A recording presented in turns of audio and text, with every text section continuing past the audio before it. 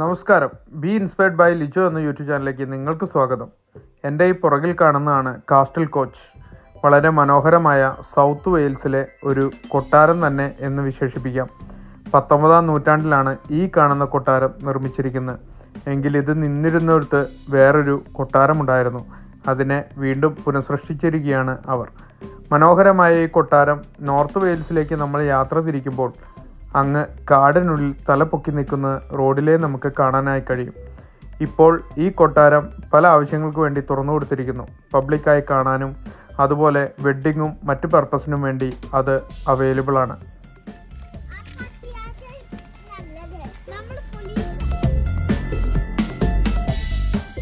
ഈ കൊട്ടാരത്തിൻ്റെ വിശേഷങ്ങളാണ് ഇന്ന് ഈ വ്ലോഗിൽ ഉൾപ്പെടുത്തിയിരിക്കുന്നത്.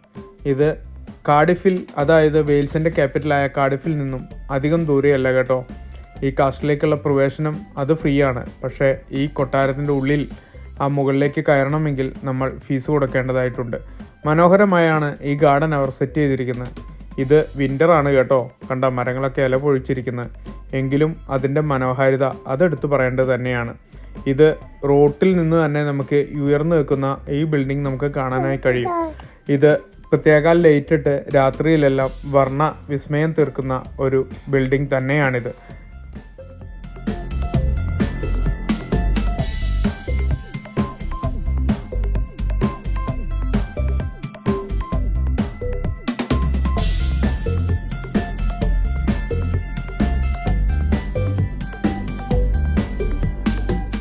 ആയിരത്തി 1981 ഈ നിൽക്കുന്ന ഈ കാണുന്ന പ്രൗഢിയേക്കാൾ മുമ്പ് ഇവിടെ ഒരു കൊട്ടാരമുണ്ടായിരുന്നു.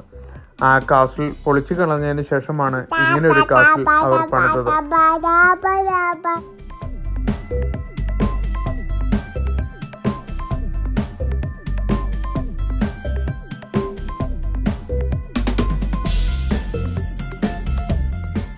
അങ്ങനെ ഈ ഗേറ്റ് കടന്ന് ചെല്ലുന്നത് നമ്മുടെ എൻട്രൻസിൽ ടോക്കൺ എടുക്കാനുള്ള കൗണ്ടറാണ് കേട്ടോ. ടോക്കൺ എടുത്തില്ലെങ്കിലും ഈ നടുക്കളത്തിൽ നിന്ന് ഇതിനെ ഒന്ന് നോക്കി നമുക്ക് തിരിച്ചു പോരാം. പക്ഷേ അതിൻ്റെ ഉള്ളിലേക്ക് കടക്കണമെങ്കിൽ ഫീ അടയ്ക്കേണ്ടതായിട്ടുണ്ട്. റെഡ് കാസ്റ്റിൽ എന്നും ഇതിന് അപരനാമമുണ്ട്. ഇവിടെ കയറുന്നതിന് ഒരു അഡൽട്ടിന് 9.5 പൗണ്ടാണ്. അല്ല, ഒരു ഫാമിലിക്ക് 30 പൗണ്ടാണ്. അഡൽട്ട് എടുക്കാണ് ലാഭം കേട്ടോ. കുട്ടികൾക്ക് ഫ്രീ ആണ് താനും. വളരെ മനോഹരമായി വിവിധ ദിശയിലേക്ക് ഇതിൻ്റെ ഉള്ളറകൾ പോകുന്നുണ്ട്. ഓരോരുത്തും ആ ചരിത്രം എക്സ്പ്ലെയിൻ ചെയ്യുന്നുമുണ്ട് കേട്ടോ. അപ്പോൾ ഞങ്ങൾ ഇതൊന്ന് നടന്ന് കാണാമെന്ന് വിചാരിച്ചു.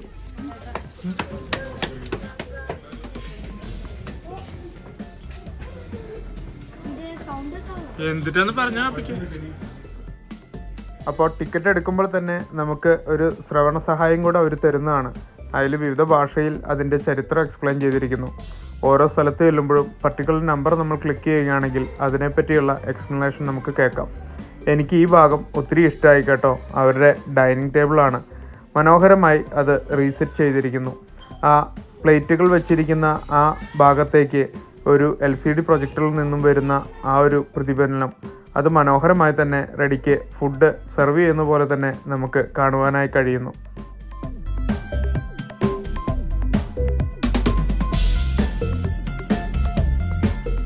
അന്നവിടെ താമസിച്ചവരുടെ വസ്ത്രങ്ങളും അവരുടെ പാത്രങ്ങളുമെല്ലാം അവിടെ വീണ്ടും അവർ പ്രദർശിപ്പിച്ചിരിക്കുകയാണ്. അത് അവതരിപ്പിച്ചിരിക്കുന്നത് തന്നെ എടുത്തു പറയേണ്ടത് തന്നെയാണ്. ഓരോന്നിലും അതിൻ്റേതായ സവിശേഷതകൾ. ഇന്നും ഈ ബിൽഡിംഗ് കേടുകൂടാതെ സൂക്ഷിക്കുവാൻ ഇവിടെ കഴിയുന്നു എന്നുള്ളത് എടുത്തു പറയേണ്ട കാര്യം തന്നെയാണ്.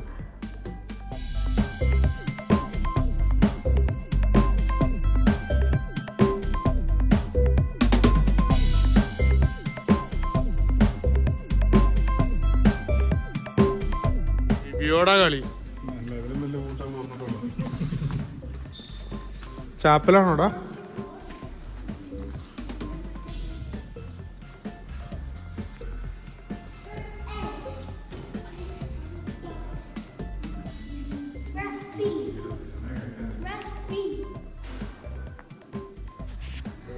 ഇംഗ്ലീഷിലുള്ള അനവധി ഫിലിമുകളും അതുപോലെ തന്നെ ടെലിവിഷൻ പ്രോഗ്രാമുകളും ഇതിൻ്റെ ഉള്ളിൽ ചിത്രീകരിച്ചിട്ടുണ്ട്.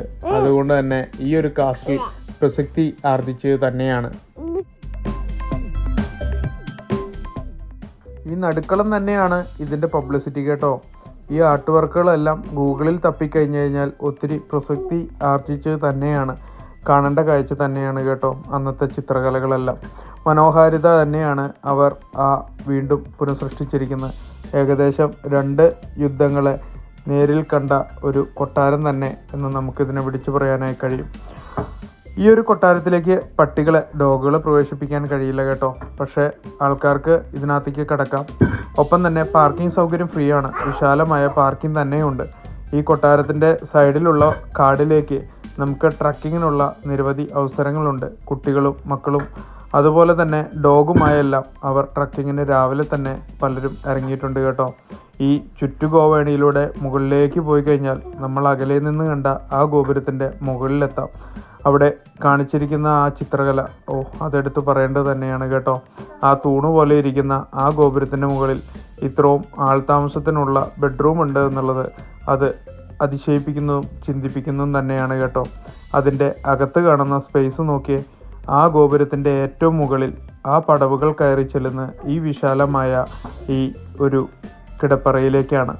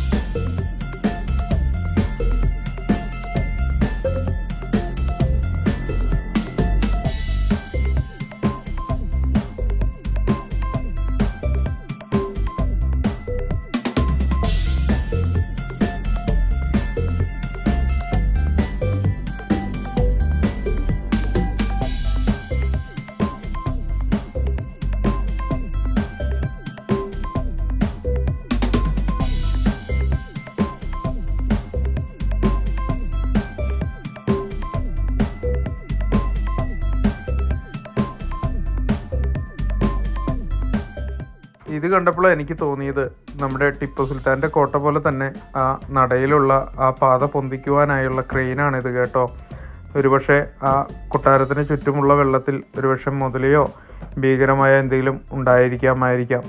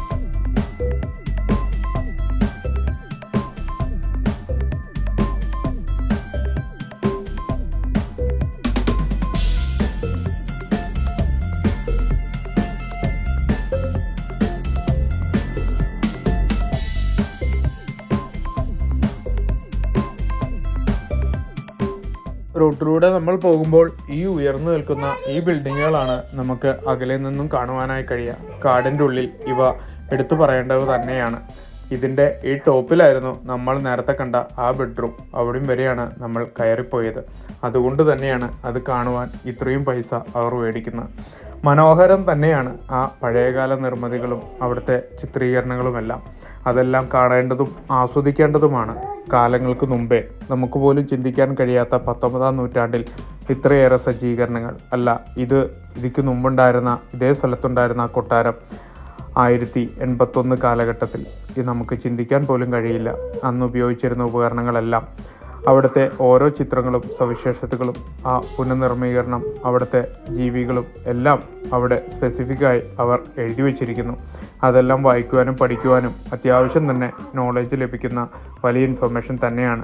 അണ്ടർഗ്രൗണ്ടിലേക്കുള്ള ഈ ഇറങ്ങിപ്പോക്കുകളെല്ലാം ഇതെല്ലാം ഒരു ജയിലെന്ന് തോന്നിപ്പിക്കുന്ന ഒരു മേഖലയിലേക്ക് തന്നെയാണ് പോകുന്നത്. ഒരു ഇരുട്ടറ, അന്ന് കാലത്തെ ഒരു ജയിൽ തന്നെയായിരിക്കണം ഇത്.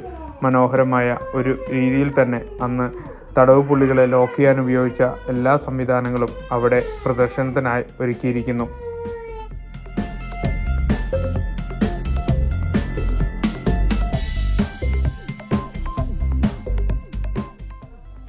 ഈ പടവുകൾ ഇറങ്ങിച്ചെല്ലുന്ന മദ്യഷാപ്പിലേക്കാണ് കേട്ടോ. വൈനുകൾ ഉണ്ടാക്കിയിരുന്ന വലിയൊരു കലവറ. അന്നത്തെ കാസിൽ കോച്ച് എടുത്തു പറയേണ്ട ഒരു ബ്രാൻഡ് തന്നെയായിരിക്കാം. ഇന്നും അവിടെ ആ വൈൻ്റെ സ്മെല്ല് അവിടെ തന്നെ ഉണ്ട് കേട്ടോ. ഒത്തിരി അന്നത്തെ പ്രക്രിയകളെല്ലാം അവരത് ഡിസ്പ്ലേ ചെയ്തിരിക്കുന്നു. ആ കുപ്പികളെല്ലാം അന്നത്തെ വീര്യത്തോടു കൂടിയുള്ള വൈനുകൾ തന്നെ ഉണ്ട് എന്ന് തോന്നുന്നു. കാരണം പലതും ലോക്ക് ചെയ്ത് വെച്ചിരിക്കുകയാണ്.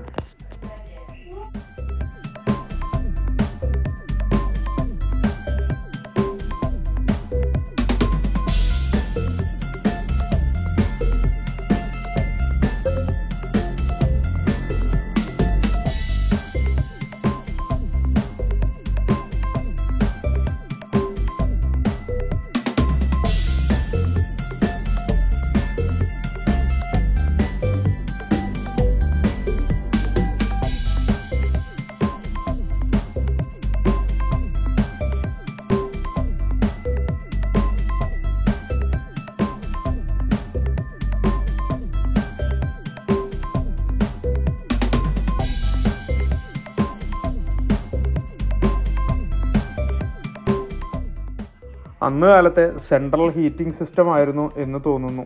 കാരണം ഇന്നെല്ലാം അതൊരു ചെറിയൊരു രീതിയിലേക്ക് ഒതുങ്ങിക്കൂടിയിരിക്കുന്നു ശാസ്ത്രത്തിൻ്റെ പുരോഗതി. പക്ഷെ അന്ന് കലക്കരികളും മറ്റു വിറകും എല്ലാം കത്തിച്ചായിരിക്കാം ആ ഒരു സിസ്റ്റം മുഴുവൻ അവർ ഹീറ്റ് ചെയ്തിരുന്നത്.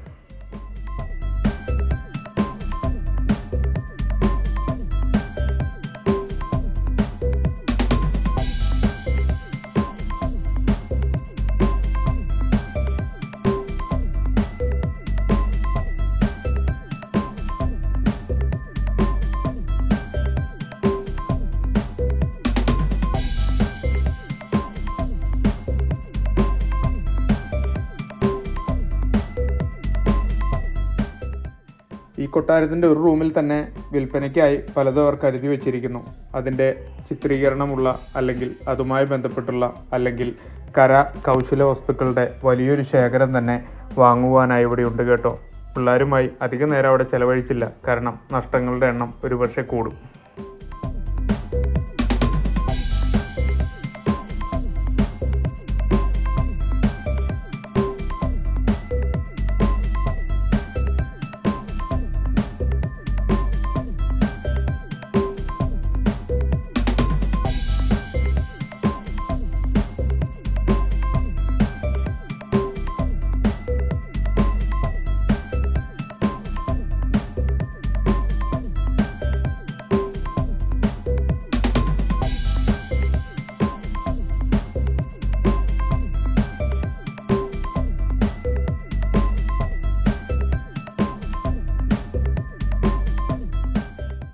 അവിടെ നിന്ന് ഞങ്ങൾ പുറത്തേക്ക് ഇറങ്ങി. ആ വിശാലമായ ആ കാണുന്ന ഫോറസ്റ്റ് ഉണ്ടല്ലോ, അതിനകത്താണ് ഞാൻ നേരത്തെ പറഞ്ഞ ട്രക്കിംഗ്. അവിടെ ചെളി പുഴങ്ങി കിടക്കുകയാണ്, മഴ പെയ്തുകൊണ്ടായിരിക്കാം. പക്ഷേ അതെല്ലാം മൃഗങ്ങളുമായി മനോഹരമായി ഡോഗും പൂച്ചയൊക്കെയായി നടക്കുവാൻ വന്ന ഒത്തിരി പേരുണ്ട് കേട്ടോ. മനോഹരമായ തന്നെ കുട്ടികൾ അവിടെ സൈക്കിളൊക്കെയായി ട്രക്കിംഗ് ചെയ്യുന്നത് വളരെ മനോഹരമായി തന്നെ ആസ്വദിക്കാൻ കഴിയുന്നു. നമുക്കും സമയമുണ്ടെങ്കിൽ അത്യാവശ്യം നടക്കാൻ കഴിയുന്ന ഒരു നല്ലൊരു ട്രക്കിംഗ് ഏരിയ തന്നെയാണ് ഈ കാസലിൻ്റെ ചുറ്റുപാടും. ഇവിടെ ഫീ ഒന്നും വേണ്ട കേട്ടോ. അകത്ത് കയറുവാൻ മാത്രമാണ് ആ ഫീ നമ്മൾ അടയ്ക്കേണ്ടതായിട്ടുള്ളൂ. കാസലിൻ്റെ ഒരു ഭാഗം അത് നിർമ്മിച്ചിരിക്കുന്ന ആ പ്രത്യേകതകളെല്ലാം നമ്മൾ എടുത്തു പറയേണ്ടത് തന്നെയാണ്. കാസലിൻ്റെ പുറകിലേക്ക് ഞങ്ങൾ നടക്കുകയാണ്. കുത്തനെയുള്ള ഒരു ചെരുവ്, താഴെ ഒരു പുഴ ഒഴുകുന്നത് കാണാം. അതാണ് റിവർ ടാഫ്. ഈ ടാഫിലൂടെയുള്ള കാർഡിഫിലോട്ടുള്ള പ്രധാനമായ വ്യവസായത്തെ അന്ന് കൺട്രോൾ ചെയ്തിരുന്നത് ഈ ഒരു കാസലിൽ നിന്നാണ്. അതുകൊണ്ട് തന്നെയാണ് ഇത് ഇത്രയും പുരാതനമായി അവിടെ നിർമ്മിക്കപ്പെട്ടതും സംരക്ഷിക്കപ്പെട്ടതും.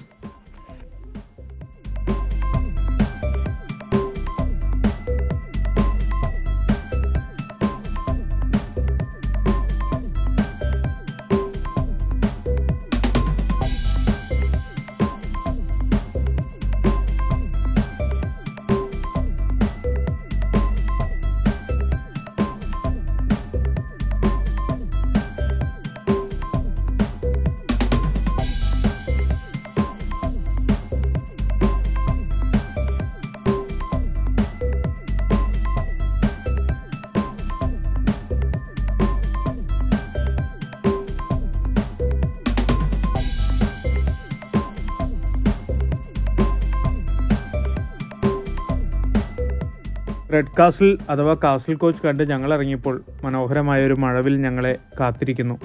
അല്പം വിശന്നു. ഞങ്ങളുടെ കയ്യിൽ കരുതിയിരുന്ന ഭക്ഷണങ്ങളെല്ലാം അവിടെ ഇരുന്ന് കഴിച്ച് ഞങ്ങളുടെ യാത്ര അന്നത്തെ പൂർത്തിയാക്കി.